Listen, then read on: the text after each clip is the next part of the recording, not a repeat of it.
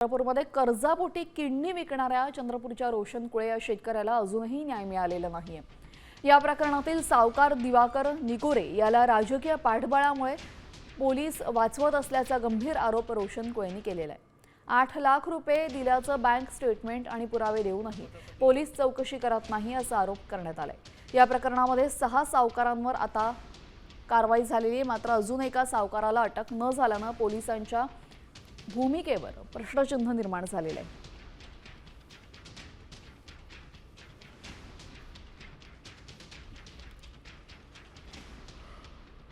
दिवाकर निकुरे हा अवैध जे सावकारांचे अवैध पैसे होते हा लँड मध्ये टाकून पांढरे करून द्यायचं त्यांना पैसे। माझी जेव्हा यांचा दबाव खूप वाढला तेव्हा राकडेला पाठवला त्यांनी, शेती विकायची आहे म्हणून।